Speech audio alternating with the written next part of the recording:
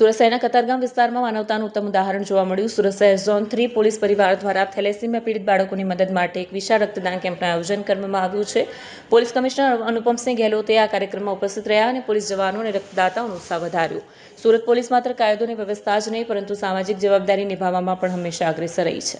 બ્લડમાં જરૂર પડતી રહે છે. બ્લડ જો है इम्प्लांट કરવા પડે છે. એના બ્લડ જો है પૂરી બોડીને એવા એની રિક્વાયરમેન્ટ થઈ જાય છે कि કન્ટિન્યુઅસ એના જો સમયાંતરે જો है બ્લડ એના મળતા રહે. કોઈના અઠવાડિયા, કોઈના 10 દિવસ ડિપેન્ડિંગ અપોન એના જો મેડિકલ સિચ્યુએશન રહે છે.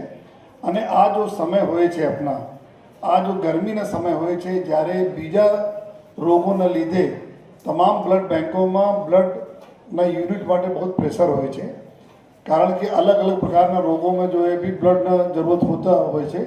ત્યારે જો સુરત શહેર પોલીસ વર્ષોથી આ જ મહિનાઓમાં જો है અપ્રિલથી ચાલુ થઈને દર મહિના જો એક ડીસીપી આપણે પોતાના ઝોનના આપણા તમામ પોલીસ સ્ટેશનમાં અમારા પોલીસ અધિકારીઓ, કર્મચારીઓ અને અમારા પ્રજાના સહયોગથી બ્લડ આપણા કેમ્પ લગાવીએ છીએ. અને પછી જો બ્લડ ડોનેશન કેમ્પમાંથી જેટલા બ્લડ આવે છે આ આપણા થેલેસેમિયાના બાળકો માટે જાય છે. તો આજે આ વર્ષના પહેલાં શરૂઆત અહીંયા થઈ રહી છે આ સુંદર હોલમાં.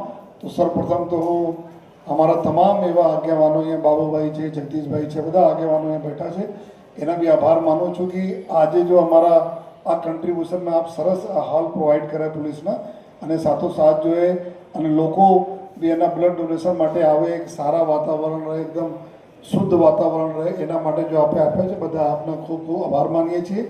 અને અમારા બધા અધિકારીઓ જો ખૂબ મહેનત કરે છે અમારા ઝોન 3ના પોલીસ સ્ટેશનવાળા, એના બી અભિનંદન. અને સાથોસાથ બધાના હૌસલા અફજાઈ કરવા માટે અમારા યશદીભાઈ અમારા જો વડીલ છે જો આ સદૈવ જો અમારા કોઈ કાર્યક્રમ હોય તો આવીને જો આપણાને એના આશીર્વાદથી જો ખૂબ સરસ માહોલ રહે છે.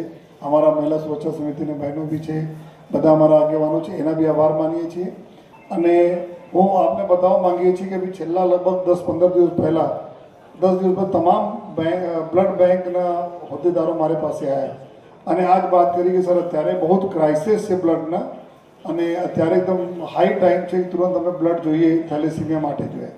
ત્યારે અમે લોકો તાત્કાલિક જોઈએ આ કાર્યવાહી ચાલુ કરી. અને આ વખતે જો ઝોન 3 છે, નેક્સ્ટ મંથમાં અલગ અલગ ઝોનો આપણા ચાલુ કરશે.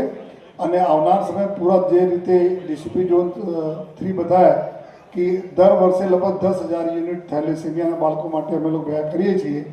તો આ વખતે બી અમે લોકોથી અપીલ કરીએ છીએ કે આપના સહયોગથી જો એના કરતાં વધુ પણ આપણે યુનિટ ભેગા કરવાના લક્ષ્યાંક છે જો જેથી આપણે બાળકો માટે જો અમે સમયસર જો બ્લડ જો પહોંચતા કરીએ.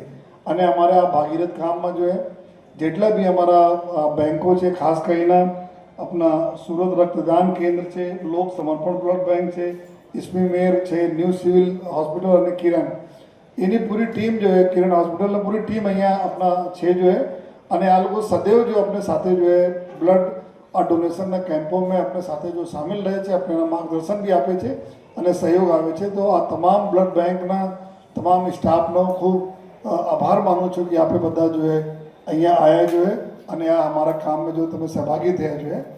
અને ફરીથી જો તમામ દાતાઓના જેટલા બી બ્લડ ડોનર્સ છે આ એના માટે અમે એના ખાસ કરીને જો પ્રણામ કરીએ છીએ કે એના ખબર પણ નથી કે એના બ્લડ કોના માટે જશે.